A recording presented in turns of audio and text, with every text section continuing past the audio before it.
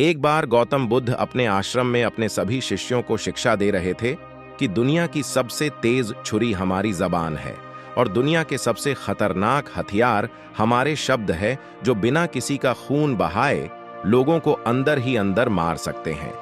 हमारे शब्द हमारी ताकत हो सकते हैं, लेकिन यह हमारी सबसे बड़ी कमजोरी भी हो सकते हैं।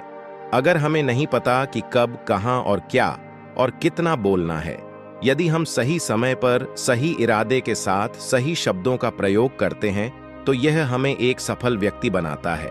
लेकिन अगर हम सही समय पर सही इरादे से सही शब्दों का इस्तेमाल नहीं करते तो यह हमारे जीवन को नर्क से बदतर बना सकता है।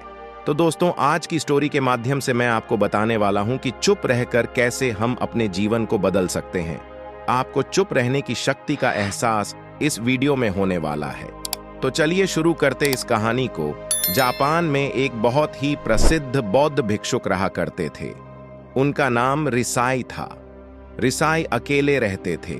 दुनिया के शोर शराबे से दूर जंगल में वो रहते थे और वह बड़े ही ध्यानी और प्रभु भक्त व्यक्ति थे, इसलिए वह पूरे जापान में बहुत अधिक प्रसिद्ध थे। एक दिन एक राजकुमार रिसाई के पास आया और बोला, हे प्रिय भिक्षु, मैं हमेशा थका हुआ निराश और परेशान महसूस करता हूं। मेरा मन बहुत अशांत रहता है। हालांकि मेरे पास सब कुछ है, दौलत, शोहरत, सुख सुविधाएं जो हर व्यक्ति चाहता है या पाने की इच्छा करता है, लेकिन फिर भी मेरे अंदर इतनी अशांति और चिंता क्यों है? रिसाई ने उसकी बात बहुत ही ध्यानपूर्वक सुनी और कुछ सोचने के बाद कहा, तुम इस प्रश्न का उत्तर जानते हो, बस तुमने कभी इस प्रश्न को हल करने की कोशिश नहीं की है। रिसाई ने आगे कहा, मैं एक रिसर्च करना चाहता हूं, क्या तुम मेरा साथ उसमें दोगे? इस रिसर्च के बाद तुम्हारे जीवन में किसी भी तरह की अशांति और चिंता नहीं रहेगी। ये बातें सुनकर राजकुमार बहुत हैरान था। उसने रिसाई से कहा, बताइए, मुझे क्या करना होगा? अपने मन की शांति के लिए मैं कुछ भी करने को तैयार हूं। राजकुमार की इन्हीं बातों को सुनकर भिक्षु ने कहा, तो फिर आप अगले 15 दिन के लिए मेरे आश्रम में रहोगे और एक सामान्य व्यक्ति की तरह अपना जीवन व्यतीत करोगे, और इन 15 दिनों में तुम अकेले और चुपचाप रहोगे, जितना हो सके कम बोलोगे। राजकुमार उस भिक्षु की बातें सुनकर सहमत हो गया। पहले दिन राजकुमार को लगा कि उसका मन सामान्य से अधिक अशांत और विचलित है। उसके मन में तरह तरह के विचार आ रहे हैं और वह आम लोगों की तरह जीवन जीने में असहज महसूस कर रहा है। उसे अंदर से बोलने की इच्छा हो रही थी, लेकिन वह चुपचाप रहा। उसके मुंह से एक भी शब्द नहीं निकला, बस वह चुपचाप बैठा रहता। लेकिन रात होते होते उसे अंदर ही अंदर शांति का अनुभव होने लगा। उसके लिए यह अनुभव अजीब था। वह खुद से पूछ रहा था कि वह अंदर ही अंदर इतना खुश क्यों है और उसकी आंतरिक बेचैनी और चिंता कम क्यों होने लगी है। अगले दिन राजकुमार अकेला चुपचाप बैठा रहा और वह प्रकृति को निहार रहा। वह पौधों को, फूलों को, आकाश में उड़ रहे पक्षियों को, वह अपने जीवन में पहली बार यह अद्भुत दृश्य महसूस कर रहा था कि उसके पास कितनी सुंदरता है। वह दिन भर प्रकृति की सुंदरता को निहारता रहता और उसकी ताजगी को महसूस करता रहता। इसी तरह से 10 दिन बीत गए और उसके मन की सारी बेचैनी, सारी हलचल, सारी उत्तल पुथल और सारा तनाव गायब हो गया। 11वें दिन की सुबह राजकुमार फिर से एकांत में बैठ गया और कुछ ही मिनटों में उसकी आंखें अपने आप बंद हो गईं और वह गहरे ध्यान में चला गया। वह पूरे दिन वहीं पर आंखें बंद करके बैठा रहा और गहरे ध्यान में डूबा रहा। ना कोई शब्द, ना कोई चिंता। राजकुमार भीतर से असीम शांति और आनंद से भर गया। राजकुमार अपने बाकी के 4 दिन इसी तरह गहरे ध्यान में व्यतीत करने के बाद 15 दिन बाद रिसाई के सामने प्रस्तुत हुआ और रिसाई को प्रणाम करके बोला, प्रिय भिक्षु, मुझे उत्तर मिल गया कि मेरे मन में इतनी उथल पुथल और चिंता क्यों थी। मैं जान गया कि मेरा मन इतना अशांत और विचलित क्यों था। रिसाई मुस्कुराते हुए पूछा, बताओ, क्या उत्तर मिला तुम्हें? राजकुमार ने कहा, मैं आवश्यकता से अधिक बातें करता था। मैं किसी पर भी अपने शब्द और ऊर्जा व्यर्थ करता था। मैं दिन भर अपने लोगों से फालतू की बातें करता रहता और फिर उन्हीं के बारे में अकेले में सोचता रहता और ज्यादातर समय नकारात्मक ही सोचता रहता। इस तरह मैं बस अपना समय बर्बाद कर रहा था। ज्यादा बोलने और नकारात्मक सोचने की वजह से मेरा मन अशांत और बेचैन हो गया था, और इसी वजह से मैं किसी भी काम को ठीक से नहीं कर पा रहा था, जिसकी वजह से मैं हर काम में असफल होने लगा। और फिर इन्हीं लगातार मिलने वाली असफलताओं की वजह से ही मैं और भी उदास और चिड़चिड़ा हो गया। इन्हीं सभी चीजों की वजह से मेरा जीवन नष्ट हो रहा था, लेकिन यहां पर बिताए हुए 15 दिन मेरे लिए पूरी तरह से अलग थे। मुझे कुछ अलग ही एहसास यहां पर हो रहा था।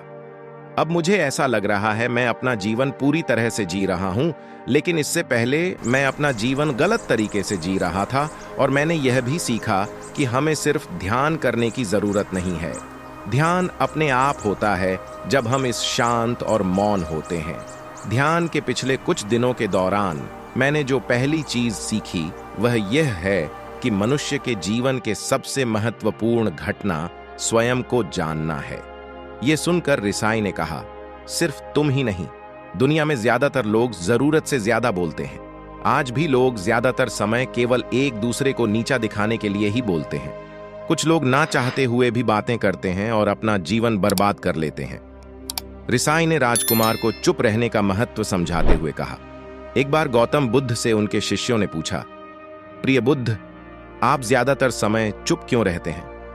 बुद्ध ने कहा, क्योंकि चुप रहने से व्यक्ति अंदर से अनंत शांति की गहराइयों में होता हूं। मौन अपने भीतर उतरने की पहली सीढ़ी है। मौन के बिना स्वयं को जानना असंभव है। स्वयं को जानने और समझने का पहला नियम है कि मौन हो जाओ, उतना ही बोलो जितना अत्यंत आवश्यक हो। बेफिजूल की बातें करना छोड़ दो। तुम अचानक पाओगे कि 90% से भी ज्यादातर लोग व्यर्थ ही ज्यादा बोलकर अपना समय बर्बाद कर रहे हैं। ना बोलने का कोई भी नुकसान नहीं है, लेकिन यदि आप ज्यादा बोलते हैं तो आप अत्यधिक गलती कर देते हैं। अगर व्यक्ति कम बोलना शुरू कर दे तो दुनिया की 90% मुसीबतें कम हो जाएंगी, झगड़े फसाद कम हो जाएंगे, उपद्रव कम हो जाएंगे, अदालतें कम हो जाएंगी। अगर लोग थोड़ा चुप रहना सीख लिए, संसार की बहुत सारी समस्याएं हैं, बहुत सारा उपद्रव सिर्फ बोलने से पैदा होते हैं। सारी बात मौन सीखने की है। जब तुम नहीं बोलते तब तुम एकांत में अकेले हो गए, भरे बाजार में भीड़ में खड़े हो, नहीं बोलते, हिमालय के शिखर में पहुंच गए। जिसने मौन की कला जान ली वो भीड़ में भी अकेले होने की कला जान लेता है। वो अपने भीतर ही डुबकी लगाने लगता है। एकांत में तो आदमी स्वर्ग में है। दूसरे की उपस्थिति ही बेचैनी पैदा करती है। पहले तुम्हें चुप रहने की शक्ति को धारण करना होगा। इससे तुम अधिकतर ऊर्जा को बचा लोगे और फिर इस स्थिति में पहुंच जाओगे कि तुम कम बोलने लगोगे। अगर तुम किसी के यहां पर जा रहे हो और परेशान हो जाओ तो ऐसे में उचित है कि आंखें बंद कर लो और अपने में खो जाओ। वहां से आपको ताजगी महसूस होगी, क्योंकि तुम्हारे अंदर ही जीवन का वो स्रोत छिपा हुआ है, वह किसी दूसरे में नहीं है। इसके बाद राजकुमार उस रिसाई से पूछते हैं, आखिर कौन हमें अपने अंदर तक लेकर जाएगा? ये बातें सुनकर रिसाई बुद्ध कहते हैं, तुम्हें स्वयं ही अपने अंदर उतरना होगा और वहीं से परम राज्य जीवन का आनंद ले पाओगे। आनंद का यहीं से जन्म हुआ है। यहीं से तुम मौत में डूब जाओगे। यही तुम्हारा सूरज उदय होगा और यहीं से अस्त होगा। इसी प्रकार तुम बार बार डुबकी लगाओ। जब भी तुम डुबकी लगाकर लौटोगे, वहां से तुम पाओगे फिर ताजगी भरी जीवन की नई संपदा मिलेगी। इस नई शक्ति के जन्म होने से तुम्हारी थकान गई, उदासी गई, चिंता गई। जैसे कोई स्नान करके लौटता है तो शरीर शीतल हो जाता है, शांत हो जाता है। ऐसे ही जब कोई भीतर से साफ होकर वापस आता है, मौन में स्नान करके लौटता है, तो समस्त अस्तित्व, समस्त व्यक्तित्व शांत और मौन हो जाता है, आनंदित हो जाता है। जब तुम आंतरिक मौन की उस पराकाष्ठा पर पहुंच जाओगे, तब तुम पाओगे कि बोलने से भी तुम्हारा मौन खंडित नहीं होता, वो बना ही रहता है। लाइक, शेयर और सब्सक्राइब करना ना भूलें। और अगर आपके पास कोई सुझाव है तो कमेंट बॉक्स में जरूर बताएं। नमो बुद्धाय।